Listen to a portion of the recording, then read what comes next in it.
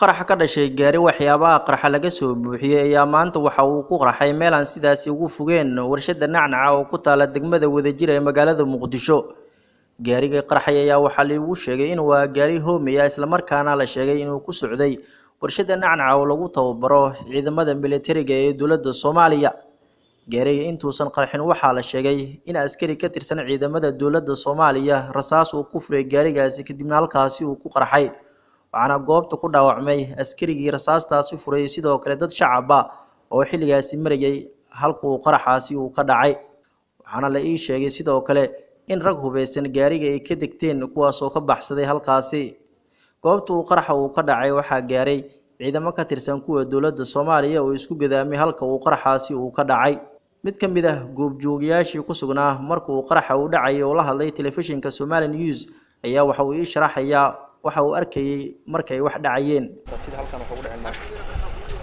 hawta ilaa amarkiisa gaariga wuxuu u dan lahay warshadana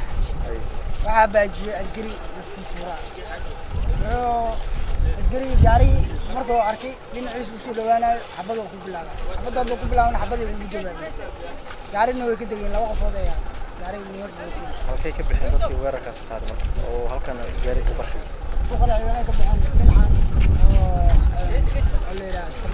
maxaa khasaaro oo aad aragtay shan qofood meesha laga qaaday oo maxay kala ahayn oo shacab waxba askari dhaawac dhimasho dhaawac ma isugu jiraan dhimasho ma arkin laakiin shan qofood meesha sideen oo dareenka marka dadka oo halkan ka dhawaan markuu wax dhacay والله جنديش waa u jeeda qasaarada ninkii indhaha ku sidoo kale afayeenka gobolka Banaadir Cabdifataax Cumar Xalane oo la hadlay warbaahinta ayaa waxa uu sheegay in qaraxaasi ay ku dhaawacmeen 3 ruux iyo sidoo kale hal askari oo ka tirsan ciidamada dowladda Soomaaliya. halkan waqti uu ka dhacay saakay aroortii qaraxii muslimada ahaa ee doqonnimada ahaa meesha ku qarxeen iyo qaabka uu qarax u dhacay gaari caasiya ay halkan dhigeen kuna qarxay meel bannaan oo laamiya oo ummaddu ay marto oo degmada Wadajir ka tirsan ay qaraxu ka dhacay dhaawacu waa 3 qofood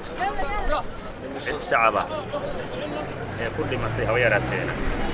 ma jirto ka qasaaruhu adeer waa intaas